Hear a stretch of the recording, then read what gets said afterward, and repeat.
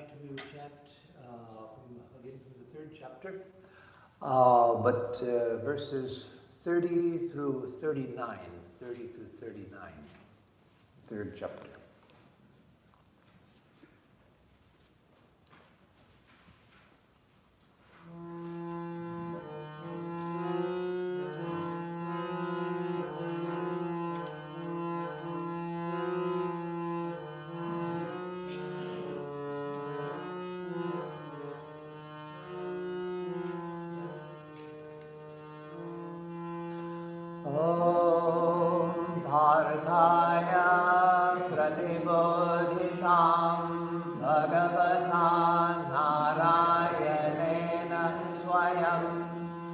व्यासेन ग्रथितां पुराणमुनिना मध्ये महाभारतम् अद्वैतामृतवर्षिणीं भगवतीमष्टादशाध्यायिनीम् अम्ब त्वामनुसन्दधामि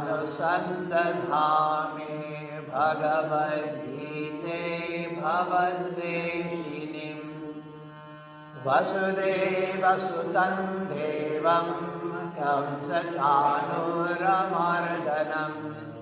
देवकी परमानन्दं कृष्णं वन्दे जगद्गुरुम् मूकं करोति वाचालं पङ्गुं लङ्घयते गिरिं यत्कृपातमहं वन्दे परमानन्दमाधवम् मयि सर्वाणि कर्माणि सन्न्यस्याध्यात्मचेतसा निराशीर्निर्ममो भूत्वा युध्यस्व विगतज्वरः ये मे मतमिदं नित्यं मनुतिष्ठन्ति मानवाः श्रद्धावन्तो न सूयन्तो मुच्यन्ते तेऽपि कर्मभिः ये त्वेतदभ्यसूयन्तो नानुतिष्ठन्ति मे मतम् सर्वज्ञानविमूढांस्तान् विद्धि नष्टान् चेतसः सदृशं चेष्टते स्वस्याः प्रकृतिर्ज्ञानवानपि प्रकृतिं यान्ति भूतानि निग्रहः किं करिष्यति इन्द्रियस्येन्द्रियस्यार्थे रागद्वेषौ व्यवस्थितौ तयोर्न वशमागच्छेत् तौ ह्यस्य परिपन्थिनौ श्रेयान् स्वधर्मो विगुणः परधर्मात् स्वनुष्ठितात् स्वधर्मे निधनं श्रेयः परधर्मो भयावहः अर्जुन उवाच अथ केन प्रयुक्तोऽयं पापं शरति पूरुषः अनिच्छन्नपि वर्ष्णेय बलादिव नियोजितः श्रीभगवान् उवाच काम एष क्रोध एष रजो गुणसमुद्भवः मोहाशनो मोहापाप्मा विद्येनमिह वैरिणम् धूमेनाव्रियते वह्निर्यथा दर्शो मलेन च यथोल्बेनावृतो गर्भस्तथा तेनेदमावृतम्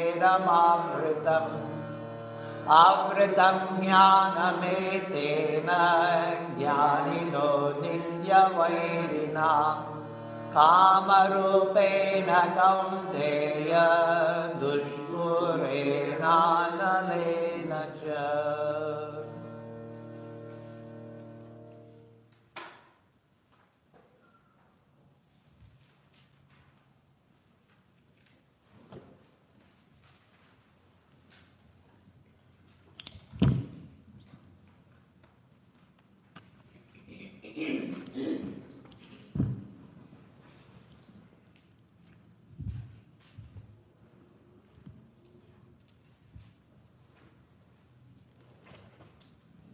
Sometimes you think you're not attached when you are attached. So we'll begin now where we left off last time. Last time we were in the 3rd chapter on the 30th verse. So I'll start there, where what we were doing last time, verse 30 in chapter 3. So again, chapter 3 is the chapter on Karma Yoga. There are several chapters on Karma Yoga. The chapter 2 is mainly on Jnana Yoga, or as Sri Krishna calls it, Sankhya Yoga.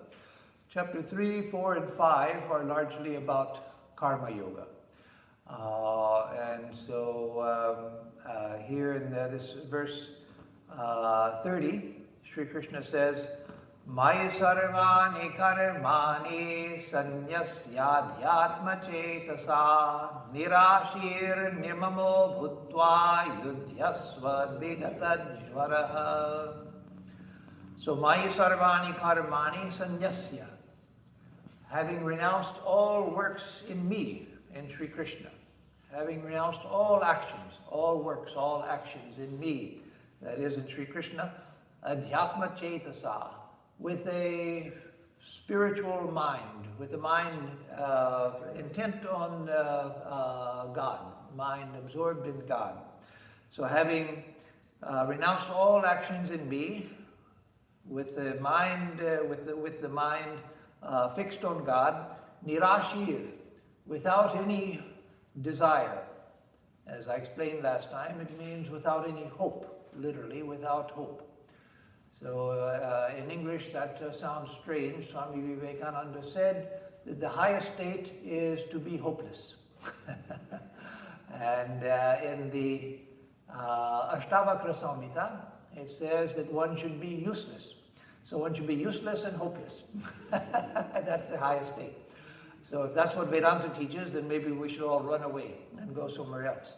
But no, hopeless means without any expectation, without any, and why be without expectation? Because we're satisfied in the self, or from a devotional standpoint, satisfied in God. That is, the mind has full faith in the divine, in God or in the infinite self, the personal or in the impersonal. And so then what should I hope for? I hope because I think that I'm going to get something out of hoping. I'm going to get something. I hope that I get the new job. I hope I get the new position. I hope I get a raise. I hope I get the new house. All of those are natural. I'm not saying that those are evil. It's evil to hope like that. It's natural that you're going to hope. If you are trying to accomplish anything, there's the expectation that I will accomplish it. But what we want to strive for is, because spiritual life is all about practice, what we want to strive for is where we do what is necessary, but we don't care about the results. We do that which is necessary to secure the thing that seems to be necessary or seems to be the appropriate thing. But whether it succeeds or fails, that we try to give up the hope for that, realizing that life is not about success and failure, not about attainment and loss. Life is about experience. And just as much experience comes through failure and through loss as it does through good things. So again, it doesn't mean that you try to fail. It doesn't mean that you try to lose. No, when you do anything, you should do it with your best energy and with your best effort, whatever it is that you do, whether it's cooking or cutting the grass or sweeping the floor or doing a very, very important job that affects many people, whatever it is. You try to do your best because that's what's good for you, to do your best in any activity, to try your best in any activity. But a success and failure, that's not the point. Sri Krishna says over and over again in different ways that the point is not success and failure, not attainment, labha labho, jaya jayo, attainment and non-attainment, victory or defeat. That doesn't matter. Doesn't matter at all. That's very hard to drive into the mind because we're all driven by success. So again, it's important to understand that this doesn't mean that you should become driven by failure. No. It means that you try to do the best you can, But the results, those are not mine. That's in the hand of God. It's insisting on the results and getting devastated or elated by the results that is the cause of our bondage. So do the best that you can and let what happens happen. Having renounced all works in me with the mind which is dedicated to me, the mind which is spiritualized, nirashir, without any hope, without any expectation, without any desire, nirmamo, without any sense of mine. This is my work. These are my deserts. I deserve this. I should get this. No. Again, that's very difficult, extremely difficult. That's why Swami Vivekananda said, we don't just need divine help, we need super divine help, because it's difficult.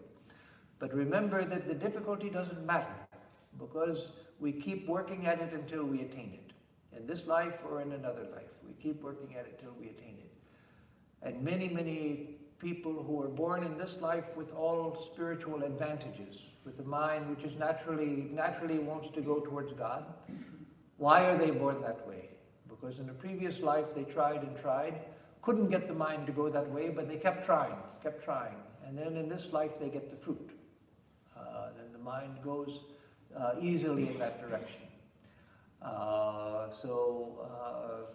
Again, spiritual life is a life of practice, abhyasa yoga, the yoga of practice. If it weren't practice, then it would be attainment. Then we would all be Paramahamsas. The fact that we're not Paramahamsas means that we need to practice. And practice means we're not there. If we're already there, we don't practice. It's because we're not there that we practice. So people say that, oh, Maharaj, it's so difficult to meditate, I can't concentrate. Well, that's why you practice. That's why you practice. If you could meditate, you wouldn't need to practice. Just meditate. No need to try. You just sit in meditation all the time. No, it's because you can't meditate that you have to try. So you go on trying. And with your work, you go on trying to be unattached to the fruits of the action. And the next moment you find that the mind is expecting, is hoping, is desiring, and then you try. And after some time, you begin to see that it works a little bit. It doesn't work completely, because then again you're a Paramahamsa, but it works a little bit. And then let that be encouragement to you. If it works a little, if you find that your expectations, your hopes, your desires and things have become lessened, then that's the sign that you're going in the right direction. So be encouraged by that. Be encouraged by the fact that it's not what it used to be. So nirmamo, without any sense of mind, that these things are mine, the fruits of these actions are mine. No, the work is there to do. I do it because it's there to do. And I can't not do it. As Sri Krishna has already said in chapter 3, in the beginning of chapter 3, that no one can remain a karmakrit even for a kshana, even for a moment. You can't remain without doing work even for a moment. You have to work constantly. And so, you work because you have to work. You think that you have a choice. Well, you have a choice in not doing a particular work, but then you go do something else. So I'm not going to go do this, I'm going to go watch television instead. Well, you're doing another work. I'm not going to do this, I'm just going to go for a walk. Oh, you're doing something else. I'm not going to do this, I'm just going to sit on the couch. Well, you're doing something else. You're sitting on the couch. That's an action too. So you have to be active. So if there's a work in front of you that is for you to do, if it's the rightful thing for you to do, then just do it. Do it because it's there to be done. That's the only motive you need, is because it's there to be done. And let the fruits take care of themselves. So without the sense that these are my fruits and they must come to me. Nirmamo bhutva, having become desireless and without the sense of me and mine. Yudhyasva vigatajvaraha. Fight without any fever of the mind. Without any fever of the mind. So again, Sri Krishna comes back to the original problem of Arjuna, which begins the Gita, which begins the teaching of Sri Krishna, that Arjuna wants to give up. So in this chapter, in chapter 3 so far, Sri Krishna has not reminded Arjuna of this, but now once again, like he did several times in chapter 2, he reminds him, Yudhyasva, fight, stand up and fight. Uttishta, stand and fight. Vigata jwara, without any joy, without any fever. That is, with the fever of the mind which we all suffer from. All of the miseries of the mind, the restlessness of the mind, the sorrow of the mind, the regrets of the mind, all of that, with all of the fever that the mind creates for us. How many people I've heard, and it's natural, right? We all feel that. People have come and said, Swami, I just want to tell the mind to shut up. Just shut up. Yes, that's the fever of the mind. The mind refuses to shut up. So eventually we can get it to shut up, but that's a lifetime's work. So we work towards that. Work towards being able to tell the mind, just shut up and leave me alone. Just be quiet. Just stop. So there was when I was recently flying, I was on the way to New York this past Friday. I had to change planes in St. Louis, and there was a young family in the gate in St. Louis where I was waiting for my next flight to LaGuardia. And they had about 5 children, and from tiny up to about 8 or 9. And the one who looked like he was about 3 years old, he was right in the middle of the others. He just was screaming and crying for the whole time they were sitting waiting for the flight. So it was about 45 minutes, just screaming and crying. The poor parents, and everybody, of course, all around was annoyed, and the parents knew everybody was annoyed, and they couldn't do anything, just trying to get the child to be quiet, doing everything. And they were good, obviously good parents. They weren't the type that said, shut up. They were trying to cajole them. And I could tell after a while that what the problem was that the child did not want to get on the airplane. Obviously, for whatever reason, he was a little boy, terribly afraid of getting on the airplane. He said, I don't want to go on the plane, I don't want to go on the plane, just crying and crying and crying. So the mind is like that. The mind is like that. It goes on complaining, goes on causing trouble, goes on just running here, running there, for no reason. We sit for meditation and say, okay, now let's think of this, and the mind, and it's gone. And we try to bring it back, and as soon as we bring it back, it's off again, flying. So getting rid of, being free from the fever of the mind, then fight. So what does that, how do we do that in this context here, of this particular verse, when he's telling Arjuna, being free of the fever of the mind, then fight. That is, work is one of the great helps in silencing the mind to a certain extent. And in meditation, it can become, eventually, we can learn to still the mind completely. That's a very high state, very difficult, but that's the eventual complete stilling of the mind, absolute stilling of the mind. Where the mind itself, in the highest state, the mind dissolves away. But in work, by engaging the mind in work, the mind can become still. If we use work to keep the mind engaged.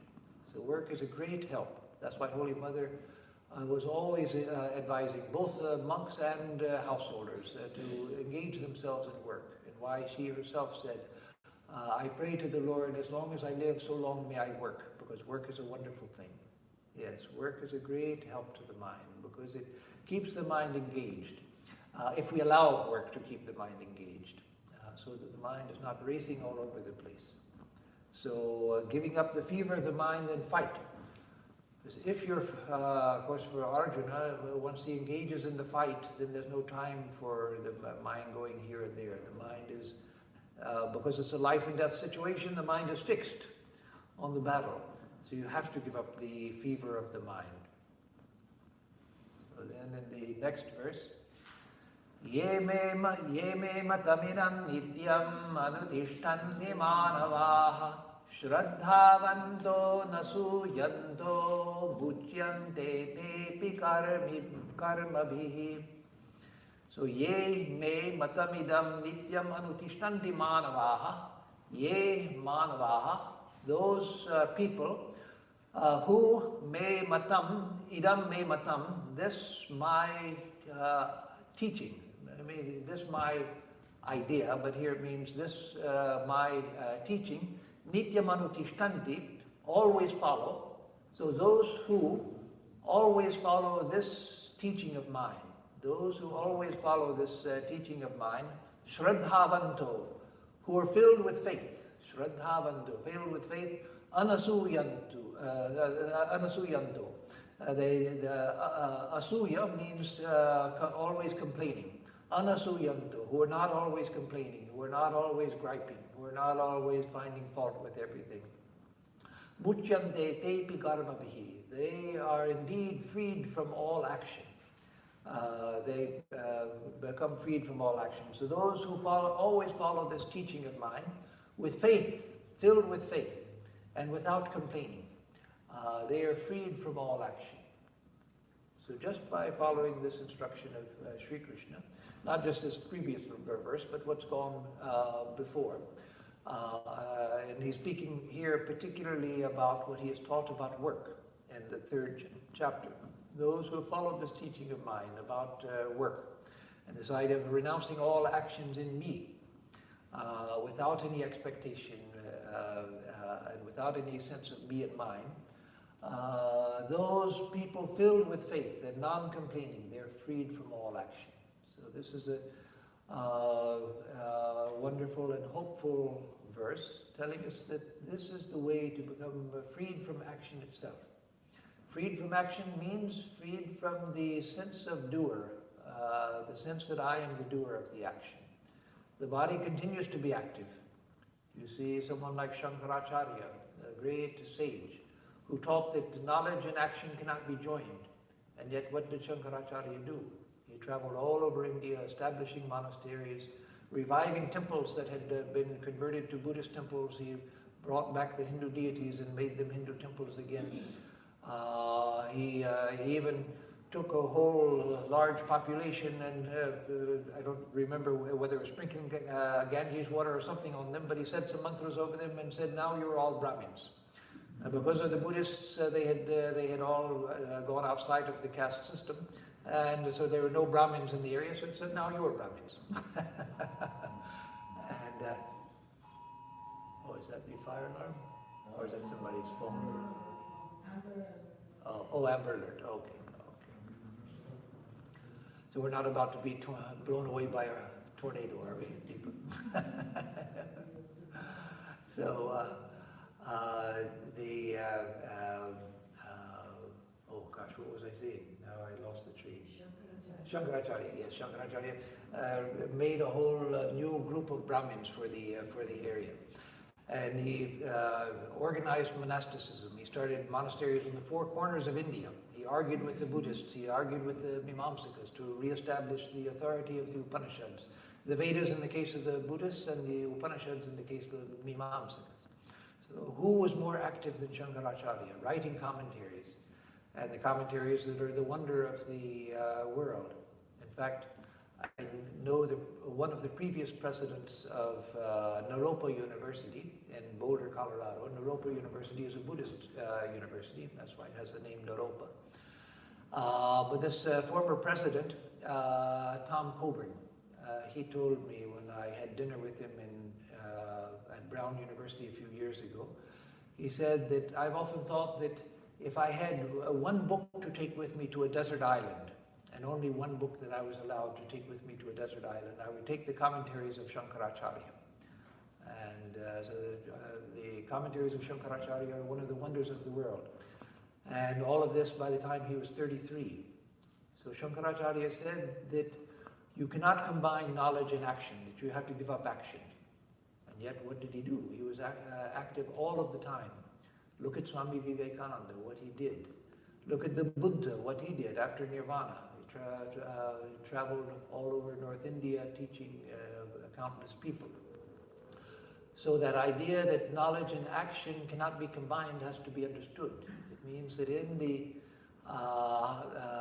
mind of the saint, the idea that I am the doer goes. So being freed from action, muchyante tepi karmabhihi, they also are freed from action means that they are freed from the sense of doer. The body and mind continue to work, and yet they don't have the sense that I'm doing the work. Look at Ramana Maharshi. He was someone who spent most of his time in samadhi for decades and decades. Most of his time was in a highly abstracted state. Not in ecstasy like Sri Ramakrishna, because he was a jnani, but in a high state of jnana. And yet he was always either teaching, or he would go into the kitchen and help cut vegetables and everything. He had no sense of being the doer, and yet he was active.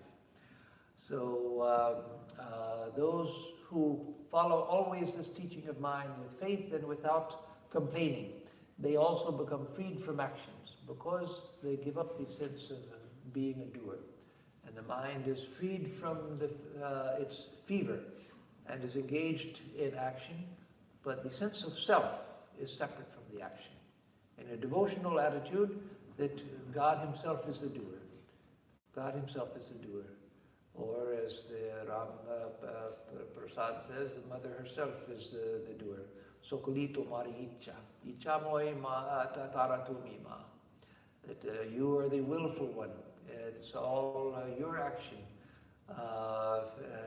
People say that I do, but you are the real doer, oh mother.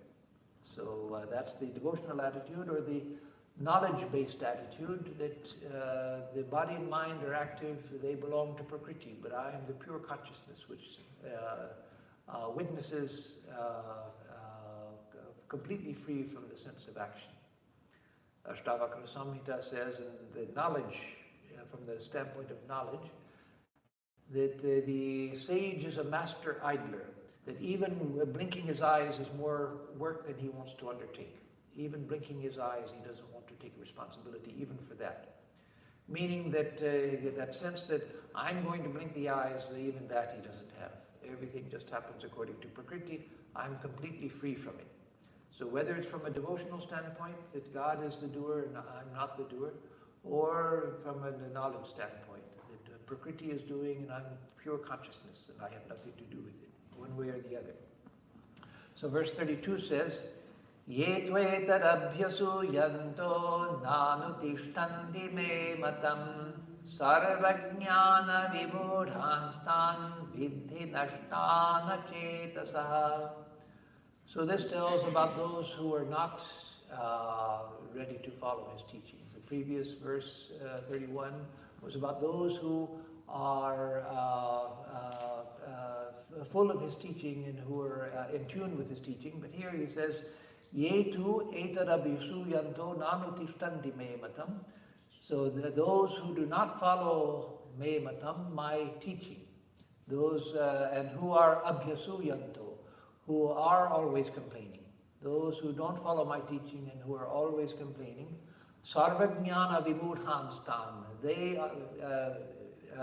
are deluded in all understanding, they're deluded in all knowledge. Sarvajnana vimudha, vidhi nashtana chetasaha. Know that they are that they have gone to ruin. Nashtan, gone to ruin. Achetasaha, those who are not in control of their mind. So he translates it here. But those who, decrying this, do not follow my teaching, know them who are of impure minds, and hence are variously deluded about all knowledge, to have gone to ruin, that they have gone to ruin. And so those who don't follow this teaching, they go to ruin. Why? It's not because Sri Krishna curses them. It's not because he doesn't like it and he's unhappy that they're not doing. I wanted them to do this and they're not doing it, so I'm going to send them to hell. They're going to rot in hell because they didn't listen to me. No, nothing like that with Sri Krishna. It's because they're not following that which is good for them. They're following a path which by its very nature is going to destroy their understanding. When the mind becomes calm, when the mind becomes even relatively free from desire and expectation, when the mind becomes more and more satisfied, when we begin to lose that sense of me and mine and strong likes and dislikes and all of that, then we begin to find that everything is going better for me. Whether I'm successful or whether I fail at something, it doesn't matter so much. I find that I go through life with much less fever. But if I don't, if I go on emphasizing my strong likes and dislikes, I like this, I hate that, I don't want this, I do want that, and I've got to be successful, and I'm going to turn the whole world upside down until it fulfills what I want it to fulfill, they are going in a direction which is going to make them miserable, because the world is not amenable to our will. Yes, the will is a great thing, and the will we have to exercise to do anything. And again, when we do something, we should try to do it well. But even trying our best, sometimes things don't work out. Sometimes things fail. Sometimes because we forgot about something, we overlooked something, or sometimes because of circumstances that were not ours, that weren't in our control. It doesn't matter what the reason is, sometimes things just don't work out. And so that we have to be okay with. Okay, it didn't work out, that's all right, that's all right. Let me do what is right in the occasion, what is proper for the particular occasion, for the particular moment. Let me do it as well as I can, and then whether it comes out or not, that I can't control. I have to be able to let it go, let it go, let it go. A Christian teacher and a woman Episcopal priest that's a friend of mine that I've worked with a lot, Cynthia Bourgeot. She's very famous in Christian circles right now.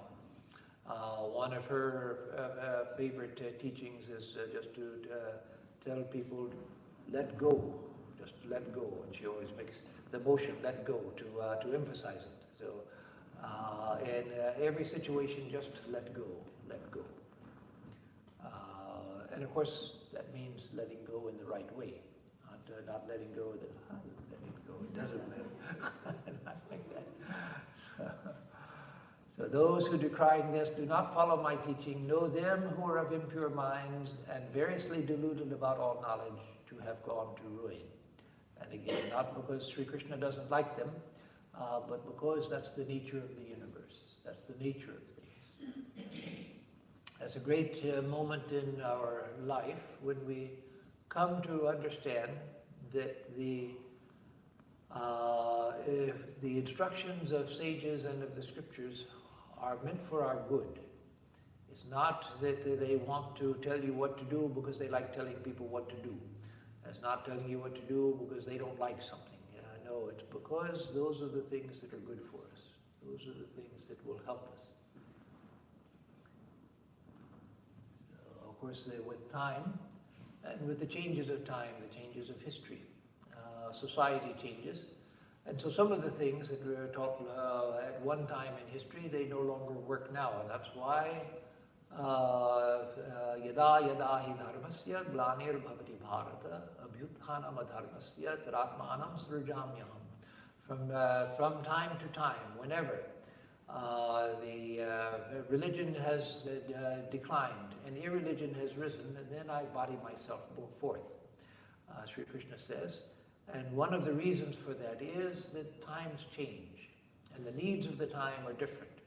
What was needed in the time of Sri Ram was one thing. What was needed in the time of Sri Krishna was a little different. What was needed at the time of Sri Ramakrishna was quite different. The essence is the same, but there are differences according to the historical moment. And so the incarnation comes again and again in order to reestablish Dharma in tune with the needs of the time.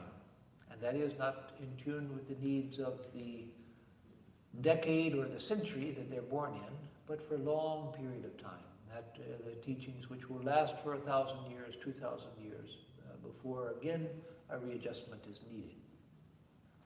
So then verse 33 says, Sadrasham cheshtate swasyaha prakritir jnanavanapi prakritim yanti bhutani vigraha kim karishyati.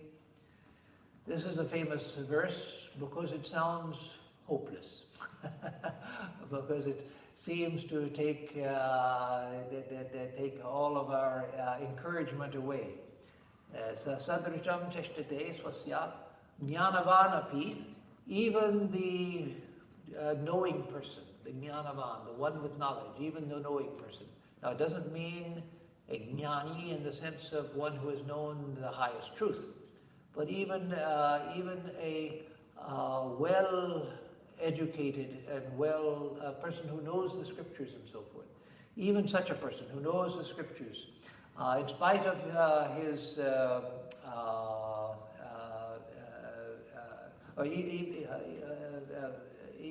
even a person of virtue and knowledge of the scriptures, behaves according, cheshtate swasyaha prakrite, behaves according to his own prakriti. So even the knowing person behaves according to his own nature. Prakritim yanti bhutani nigraha kim karishyati. Bhutani beings, prakritim yanti, act according to their nature. Nigraha kim karishyati. What will mere control do? The idea is, what will mere control do? Because prakriti, nature, the forces of nature are carrying us forward. And just control isn't enough. That even the knowing one behaves according to his own nature. Swamiji says that the good person is good because he has to be good. Because it's become his nature. He can't do anything else. So it's not something to praise a person for. It's because they become good. He's following their own nature, just following their own nature. That's why they do good. The bad person does bad in spite of himself, because that's become his nature. So he's just following his nature. The good person is just following his nature. The bad person is just following his nature. That both are just following their nature. And so just simple control is not enough, because nature itself is carrying us forward. And the usual way that this is interpreted is that even a person with knowledge and with some training, not a sage, but a person who is like a spiritual aspirant, or at least a pandit, that even they are controlled by prakriti, that they're not able to control all of their passions, because the passions are there, and they drive them to do the things which they shouldn't do, and know that they shouldn't do. So here it says, even a man of wisdom behaves according to his own nature. Beings follow their nature. What can restraint do? What can control do? So even a man of wisdom behaves according to his own nature. So again, the Swamiji's interpretation is that even a man of wisdom is good because he can't be anything else, because that has become his nature, and so he's just following his nature.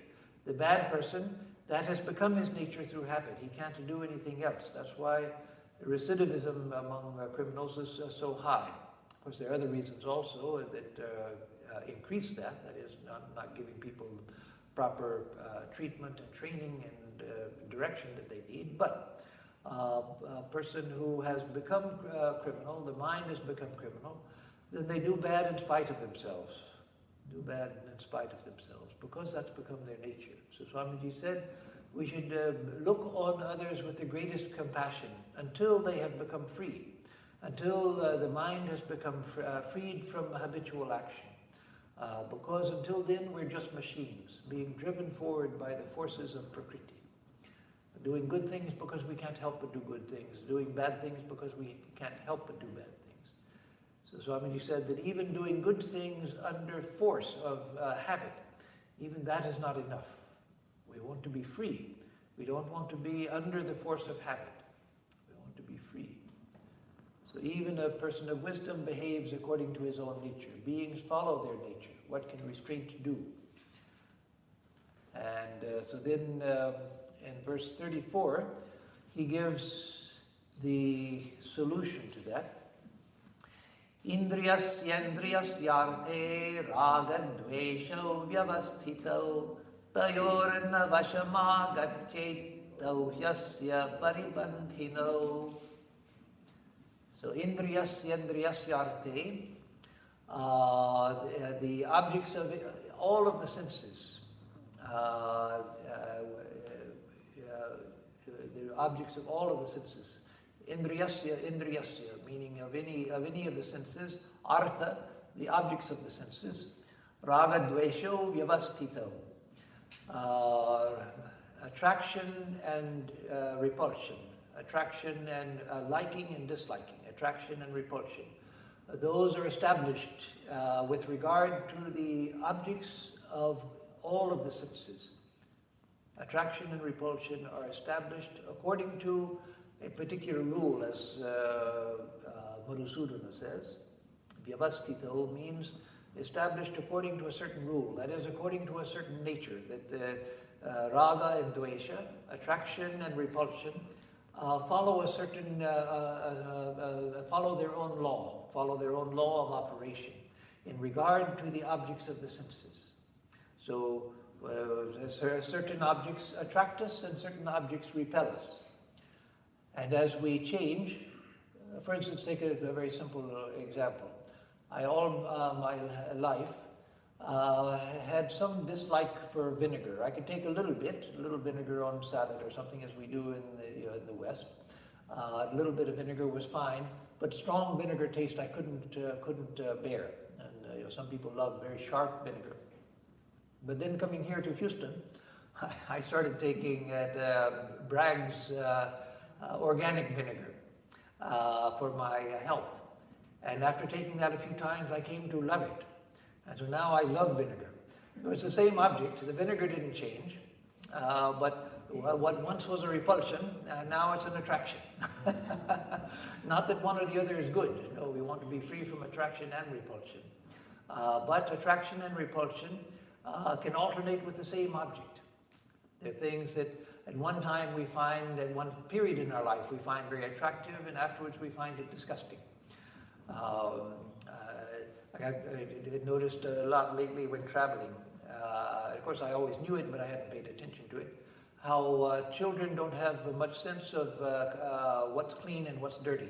So a child will sit in the dirtiest place in the airport or whatever without even thinking about it, or lie down there without even thinking about it. Whereas I would think, oh my God, I'm not lying there. That's so nasty. And so the child, no, it's just another place. When I was a little kid, there was a girl in the neighborhood who was the same age as me, and she had a tremendous control over me because she was very bossy, and she was very, as girls usually are, they're more mature than boys at the same age, at the same level. So she was more mature than I was. She could do things that I couldn't yet do, like tying my shoes and things like that, so I thought that she was just the most wonderful thing I had ever seen. And so then one day, she and her older brother told me that dog biscuits, that those are really very, very good. Especially those dog biscuits that come in different colors, and the older dog biscuits that, I don't know if they still sell them, but the one that was yellow that was shaped like a piece of cheese, and another that's shaped like a bone and things like that. So she convinced me that dog biscuits taste very good. So the next time my mother and father went out in the evening and we were with the babysitter. The babysitter wasn't watching me. I went into the kitchen and started eating the dog biscuits. And I thought, I knew that they didn't taste good, but Diane had told me that they were wonderful. So I thought that it was my mistake. So I go on eating them. As kids do, I finally threw all of them up. But again, I was, they naturally were repulsive in taste, or not even repulsive. They were just not very tasteful. Certainly not tasting good. They didn't taste out and out bad, but they didn't taste good. They were dry and hard and everything. But because somebody told me that I thought knew everything, that they tasted good, I just put aside my own feeling of what was good and what was bad and went on eating it until I finally got sick to my stomach, which is probably the best thing that could have happened to me after I'd eaten them, but I can at least get them out of my system. So attraction and repulsion follow their own laws. That is, they follow. There's a logic to the way that attraction and repulsion work. And so Toyor Navashamagachet, that one should not come under their control, Vasha. They should, of those two, one should not come under their control. Because they, asya paripantino, because they are the enemy. of a person. So as the translation goes here, with regard to the objects of all of the organs, all of the senses, attraction and repulsion are present following a settled rule. One should not come under the sway of those two because they are one's enemies. So again, in the previous verse, Sri Krishna had said that what is the good of mere control? Because all beings are following their nature. Even the educated soul, even the one who is, say, maybe a spiritual aspirant, finds that they're following their nature. They've decided that, no, I'm going to try to control my tongue. And then the next time they see a rasagola or gulab jamun, they just think, no, I can't. It's too much. I'll try again tomorrow, but not today. And so that's why Sri Ramakrishna said, with little things like that, don't bother yourself too much. If you spend all of your time trying to fight little things like that don't matter so much, then you're just repressing desires that are going to keep coming back. So give a little satisfaction to the senses. Don't be too hard on yourself. But that's because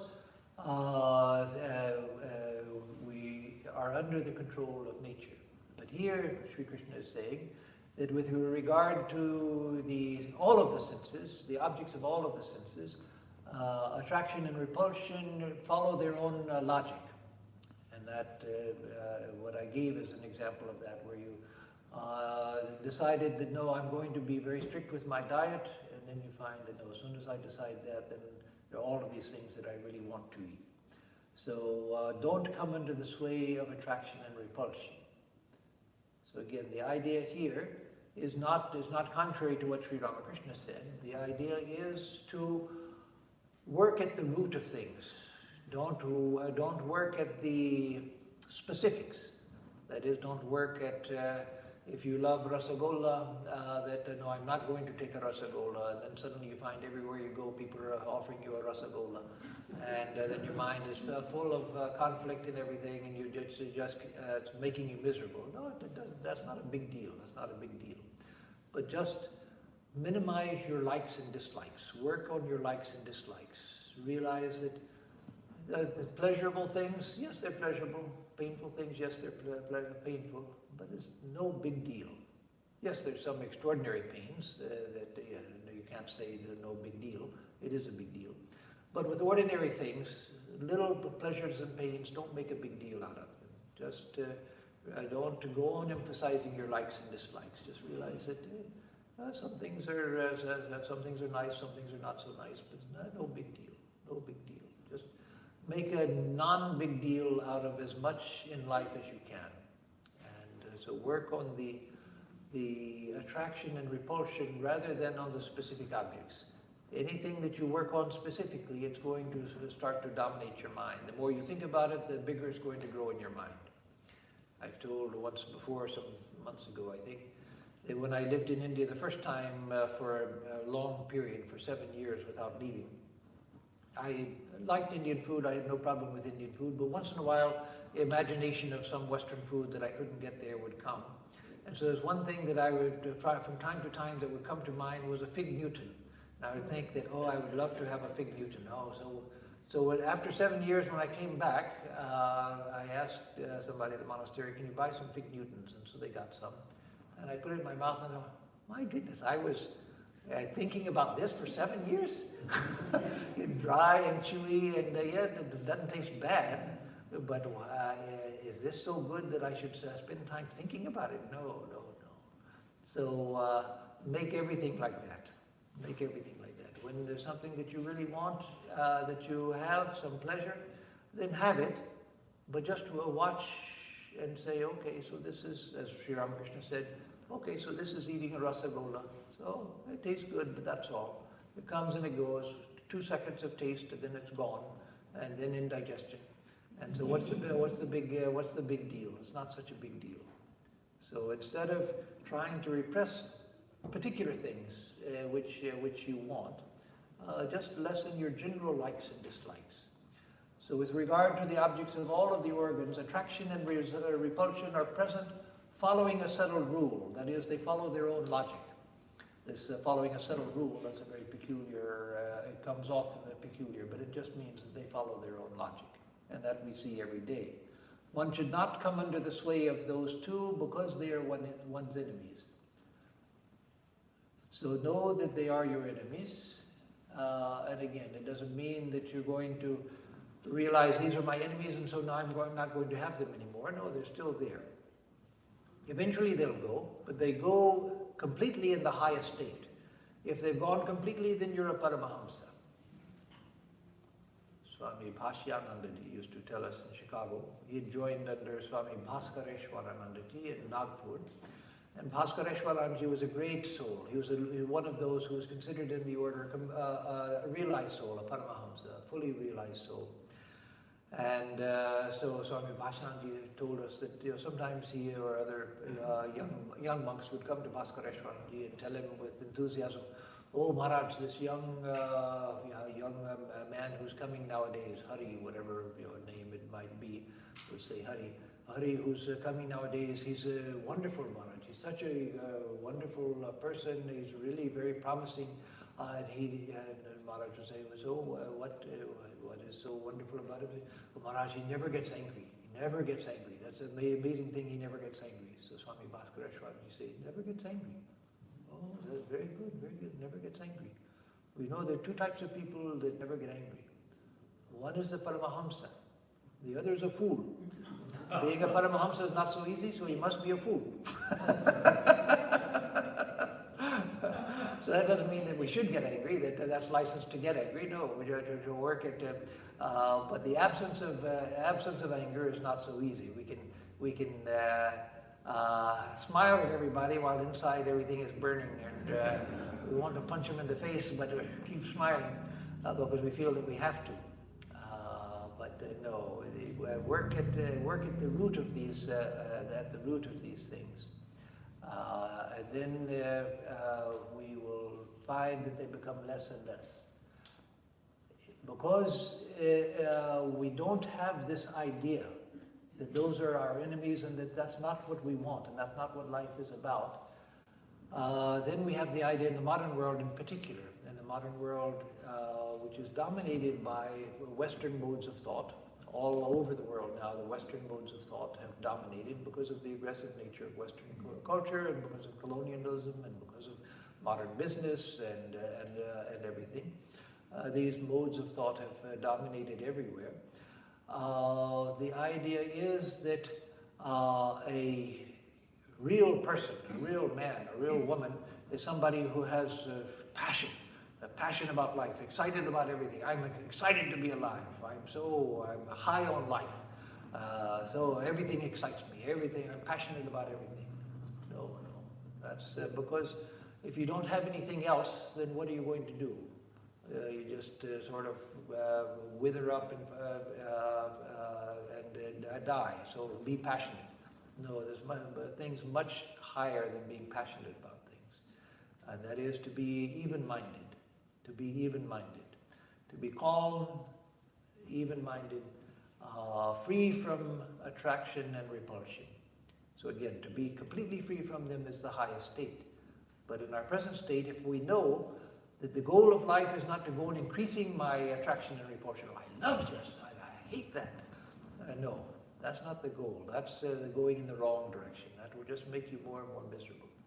So just take life as it comes. Take the good, take the bad as it comes, that which you can't avoid. Again, not looking for bad, but good and bad come to all of us, to each of us. So taking what comes as life brings it, and just saying, okay, it's okay. But the purpose of life is something above this. These are the waves which are natural to life. And again, that's part of what that raga dvesho vyavastito, when the verse just said, that the attraction and repulsion follow their own logic. And that logic is the wave-like nature of experience. That's part of the logic of raga and dvesha, attraction and repulsion. So let that come and go. But know that you're going towards something higher, something which is unaffected by raga and dvesha, which is unaffected by good times and bad times, which is unaffected by pleasure and pain, which is bliss itself. It's not a neutral state where we just live eternally in boredom. No, it's a blissful state, all-knowing state, all-blessed state. But that's where we want to go. And to get there, we have to minimize our reactions to the waves of life. Let the waves come, let the waves go. But I'm headed towards something else. There's a beautiful song sung, the name of it is Dante's Prayer, Dante, the famous Dante of Italy. The song which one of the lines, one of the refrains is, cast your eyes on the ocean, cast your soul to the sea. Cast your eyes on the ocean, cast your soul to the sea. It's a wonderful idea let me identify with the ocean itself, not with the waves, not with the little splashings and the little waves and the little bubbles that are coming and going. No, let me cast my soul to the sea. Let me identify with the whole ocean. Then there we find blessedness. There we'll find peace. But in fighting with the waves, no, there's no peace ever to be found there, because the waves never stop. The waves of the world, they never stop. Never stop. Don't stop for anybody. We keep hoping that we're going to find in the world a time when everything stops and everything is good and happy and there are no more problems. No, that doesn't happen. That's not the nature of the world. That's why the seal of the order designed by Swami Vivekananda, karma is represented by the wavy waters. The ocean of samsara is always lapped into waves, always waves. And so identify with the ocean, not with the waves. So let me stop here. And, oh, no, let me do one more verse because then Arjuna asks a question. Yes, I'll do one more verse very quickly. And as always, I'll start with that next time. Shreyan swadharmo viguna paradharmat swanushthitat swadharme nidhanam shreya paradharmo bhayavaha. This also is a very famous verse. Shreyan swadharmo viguna paradharmat swanushthitat. One's swadharma, one's own dharma, one's own dharma, shreya, is the best, is best. Even if it is viguna, even if it is full of flaws. Your own dharma, even if it's full of flaws, is better. Paradharmat swanushthitat, better than the dharma of another well performed. So even if your dharma is full of flaws, that's better than following someone else's dharma extremely well without any flaws. And then swadharme nidhanam shreya. Nidhanam, death, is shreya. Death is better in your own dharma, following your own dharma. Paradharmo bhayavaha. The dharma of another is filled with fear. The dharma of another is the carrier of fear, or it's filled with fear. And so better to follow your own dharma, even if it's with flaws, than to do well the dharma of another. That death in your own dharma is better because the dharma of another is fraught with fear. So this is a very famous verse, and this will take, our time is up, and so it is not time to give a good explanation of this. Again, I'll start with it next time. But the next verse is a question from Arjuna, which begins another, the last subject in the chapter 3. So I wanted at least to get to this point. But let me just say, in preparation for next time, that the idea of swadharma, that we have to understand differently today than it would have been understood by Arjuna. Because at the time of the Gita, there was still Vedic civilization, and then for millennia after Vedic civilization, it continued to be true that one's dharma was defined by one's caste and one's ashrama. When the varnashrama dharma, the caste and ashrama dharma, was being followed by society, that was the way society proceeded. But today that has all fallen apart. whether that will come back or whether it will come back in a different form, God knows. But now the Brahmins are doctors, Shudras are college professors, and so forth. There's no, the caste system doesn't pertain to one's employment. And so you can't go and look at the old books and see, well, I'm a Kshatriya, and so my duty is such and such.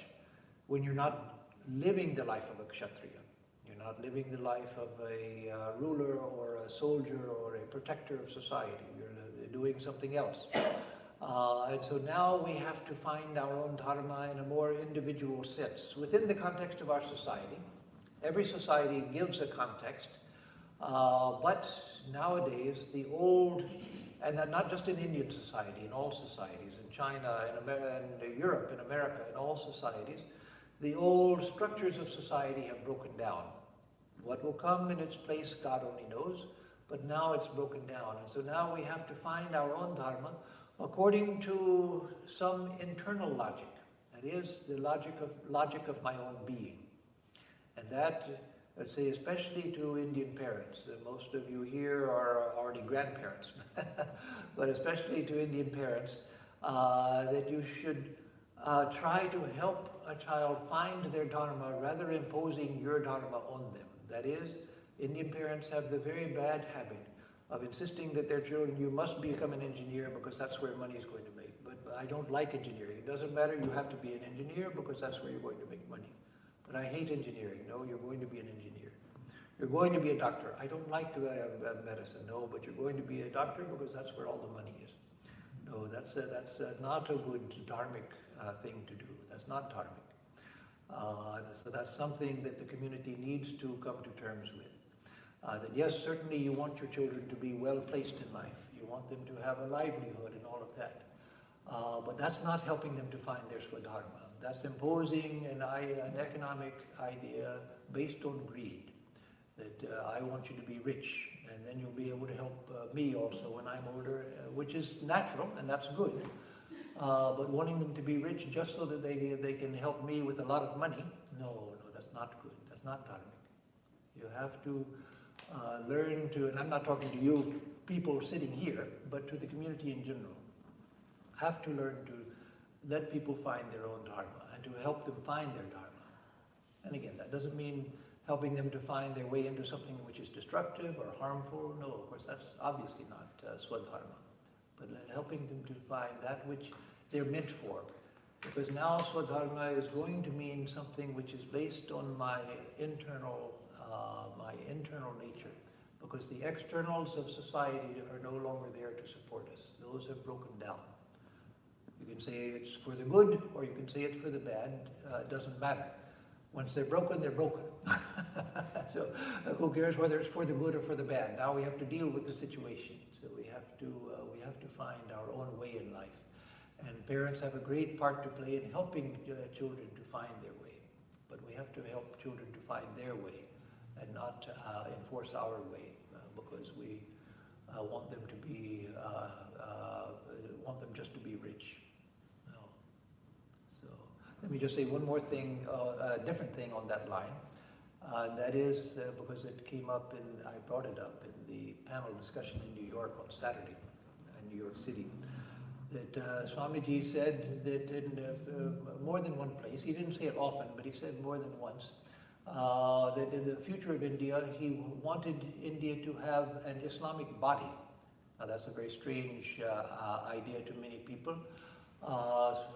What he meant by, and what he obviously meant, because it's the way he said it, what he meant by wanting India to have an Islamic body was not for people to convert to Islam. No, that's not what he meant. He said he wanted to have a Vedantic brain and an Islamic body. Body meant the social body. And what he wanted was a social body where everyone had an equal place. That is, where everyone was respected for whatever work they did. Everyone everyone would have an equal place.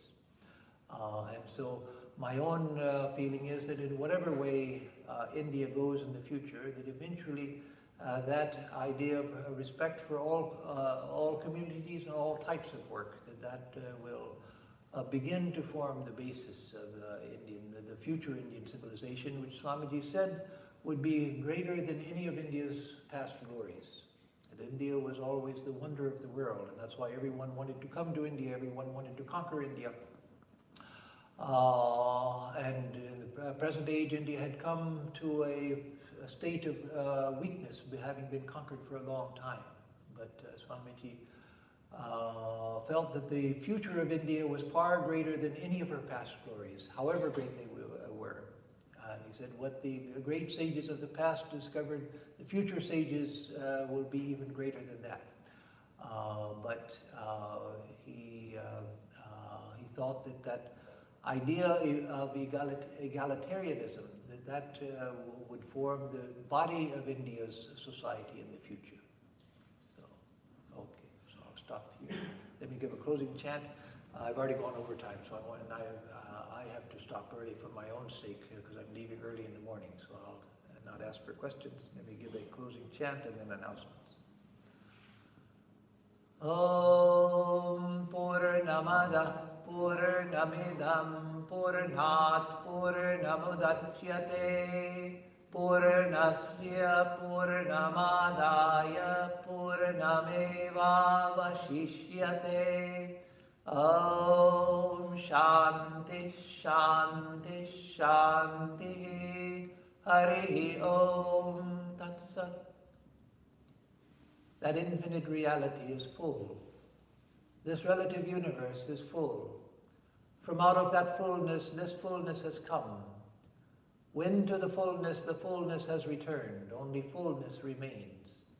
Oh, peace, peace, peace be unto us and to all the beings of the universe.